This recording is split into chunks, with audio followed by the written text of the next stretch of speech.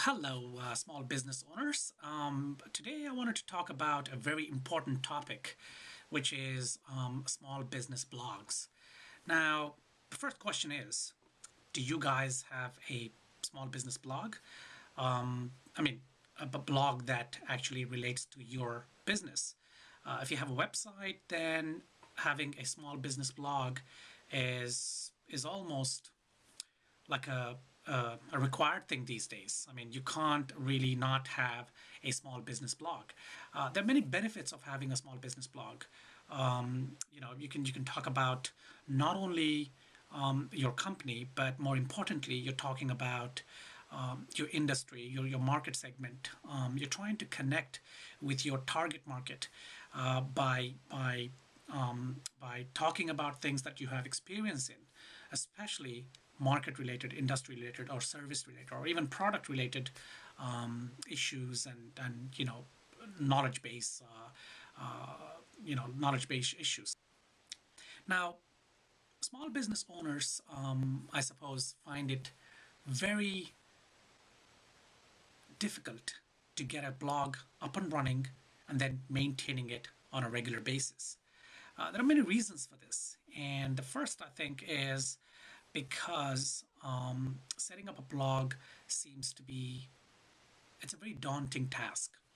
Uh, you gotta first of all, well, if you have a website, then it sort of becomes slightly easier. But if you don't have a website and you're starting out fresh, then you have to get a domain name. You have to then, of course, get your website up and running, and you have to have your blog either hosted with your website or hosted with a third party blogging system. And then the major challenge is writing blog posts every day, which could be very challenging because if you think about it, uh, you do know a lot of things about your business. You do know a lot of things about your service, your product, your market segment. But when it comes to putting word to paper, it could be, it can turn out to be a very difficult proposition. Now, it is very difficult to discipline yourself to set and to write posts on a regular basis. Um, I'll talk about how you can go ahead, how you can go about setting up a schedule for your blog posts, and how to get ideas and all that in a different video. Today, I wanted to talk about five important and devastating mistakes that small business bloggers can make on their blog. These are the mistakes that could actually turn your small business blog from being an asset into a liability.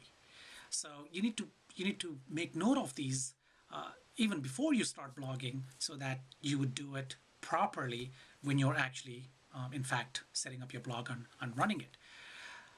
The first mistake or the first issue is getting too personal.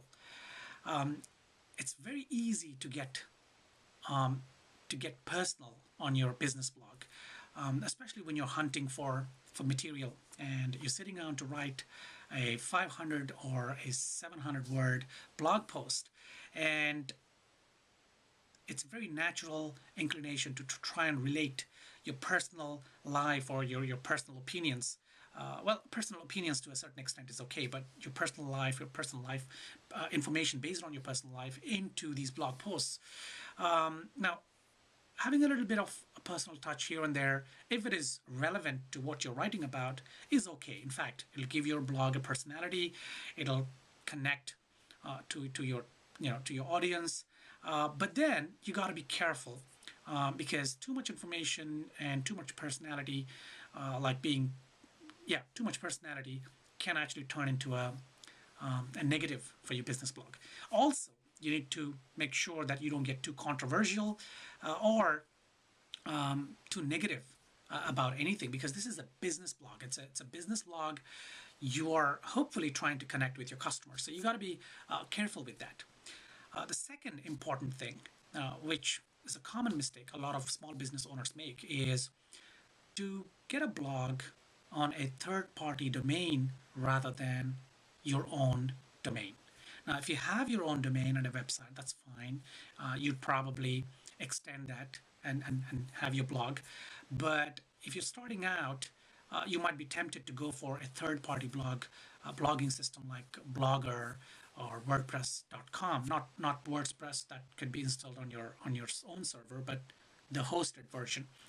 And you by doing that, you're actually losing out on a few benefits. By having your own blog, by having your blog on your own server or on your own hosting domain or hosting environment with your own domain, you build up the the content value of your blog. It's the keyword rich content, the internal links, the brand value of your blog. But by putting your blog on a third party blogging platform, you sort of not have control over the blog. You don't really own the the benefit, the SEO benefits, the search engine benefits that you get from hosting the content on a third party blog. So it's very important, and well, you might need some help with that. It's better to invest a little bit and get some help and get it done properly rather than trying to find a free blogging platform, then investing a lot of time and effort writing posts and marketing the blog and building up its value. The third issue, an important issue, is finding the right balance. Now, your small business blog should be it should complement your business. It should complement your website. It should complement your marketing efforts. It should not interfere with them. What I mean by that is that if you're blogging too much or you're spending all your time writing blog posts, that means you're off balance. Or on the other hand, if you're blogging sporadically and you don't write at all and your blog looks like a graveyard, then you're on the extreme end. You need to find a right balance where you're blogging, but you're also supporting your business and your marketing efforts with other techniques, like social media marketing and videos and offline marketing and so on and so forth. So you need to find the right balance, and getting the right balance is very important on a regular basis if you want to have a healthy, a healthy online blog. The fourth important thing is diluting your keywords. Now, your blog, over a period of time, as you post content and you write lots of great articles, starts to build up search engine value. It starts to build up keyword value. Your blog post will have keywords in them that will then help search engines like Google sort of understand you better, understand your website better, or understand your blog better, and also understand and how to rank you, relevantly. But if you're not careful and you're blogging, if you write a lot of content that borders on being irrelevant, it might be relevant in a very remote way. But if it's not directly relevant, then you have the potential of diluting your blog content. The overall value of your content and the keywords goes down. And in fact, if you have good rankings, then over a period of time, if you're not careful with this, then you will start to see your rank go down. So it's something you should be very careful about, and you should be carefully monitoring what kind of posts you're writing, what kind of keywords you're targeting, and so on and so forth. Yes, it is a bit technical, and probably you might not really relate to it right away, because I'm talking, well, this video is aimed at small business owners who either have just started blogging or yet to blog. So this keyword stuff might just fly over you, but it's all right. Just be aware that you need to be looking at keywords in your blog, and I'll do another video on how to do that and what keywords are on all that.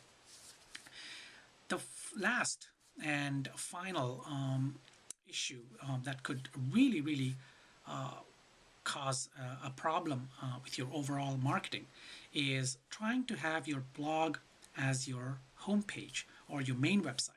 Now, yes, it does work for certain businesses or certain individuals, but usually the rule of thumb is you need to have a corporate website, and your blog should be in a separate folder and should be reachable by one of the menu items on the top. That way, the reason I say that is it's easy. It's very tempting to have the blog as the main page because a blog gets refreshed regularly, and you will have a fresh you'll have fresh content on your homepage, which is well and good, and it would really help with the search engines. But websites and blogs are not just for search engines. They are for people. They are for your target market. They are for your potential customers. And hopefully conversions. Now, a conversion doesn't necessarily mean sales. It could be anything. It could be subscriptions. It could be people building a brand value, and so on and so forth. So by having your blog as your homepage might in fact reduce your conversions, because it would not have your website would not have a corporate look to it. Now, when I say corporate, I don't mean the stuffy look. I just mean that there are certain norms that people expect when they come to a website. They're trying to check out your business. They come to your website. They probably won't be interested in reading about an industry event or something right away. They might after a little while, but first they want to know about your company. They want to read about your company, and so the homepage should technically, in most cases, be a corporate website, and a blog should be a separate folder on the same domain, like we have, abc.com/blog or something like that. So these are these are the 5 issues that you need to be aware of if you're just into blogging, small business blogging, or you're thinking of getting a small business blog. I hope you found this useful, and if you have any questions or comments, please leave them below this video, and I will try to get back to you and offer you any insight or advice. And also, if you can please subscribe to my channel if you haven't already done so, I would really appreciate it. Till next time, peace.